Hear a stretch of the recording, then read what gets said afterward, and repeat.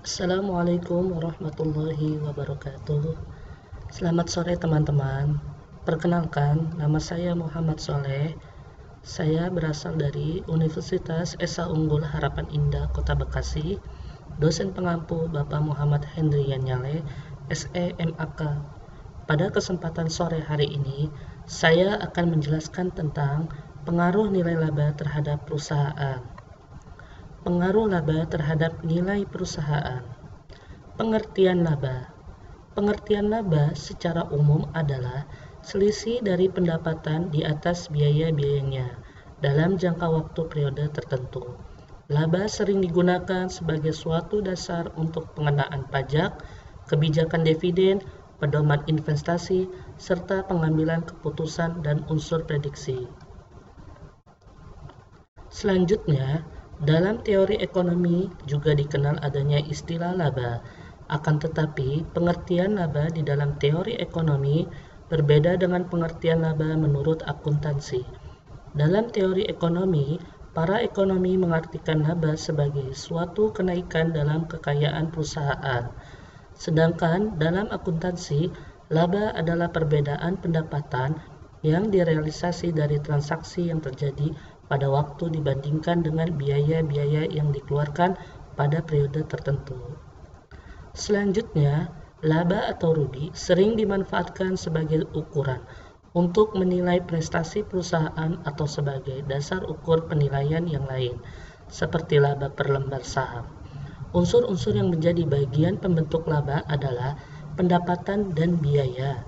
Dengan mengelompokkan unsur-unsur pendapatan dan biaya akan dapat diperoleh hasil pengukuran laba yang berbeda antara lain laba kotor, laba operasional, laba sebelum pajak, dan laba bersih.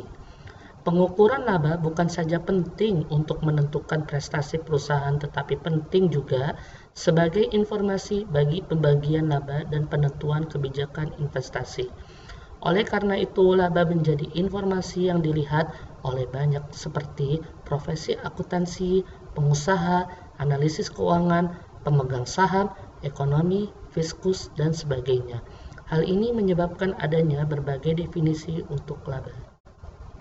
Selanjutnya adalah dari sudut pandang perekayasa akuntansi, konsep laba dikembangkan untuk memenuhi tujuan menyediakan informasi tentang kinerja perusahaan secara luas. Sementara itu, pemakai informasi mempunyai tujuan yang berbeda-beda. Teori akuntansi laba menghadapi dua pendekatan. Satu, laba untuk berbagai tujuan atau beda tujuan atau beda laba. Teori akuntansi diarahkan untuk memformulasi laba dengan pendekatan pertama. Tujuan laba. Adapun untuk tujuan dari adanya laba yang ditahan yaitu 1. Untuk membiayai operasional perusahaan dalam pencapaian laba yang lebih maksimal. 2. Untuk melunasi hutang yang ada. 3. Sebagai cadangan dana untuk kebutuhan investasi perusahaan. 4. Untuk perkembangan perusahaan di masa yang akan datang. Selanjutnya adalah jenis-jenis laba. Laba dapat digolongkan menjadi beberapa jenis, yaitu laba kotor, laba usaha, laba bersih. Laba kotor adalah selisih positif antara penjualan dikurangi retur penjualan dan potongan penjualan. Laba usaha operasi adalah laba kotor dikurangi harga pokok penjualan dan biaya-biaya atas usaha. 3. Laba bersih sebelum pajak adalah laba yang diperoleh setelah laba usaha dikurangi dengan biaya bunga.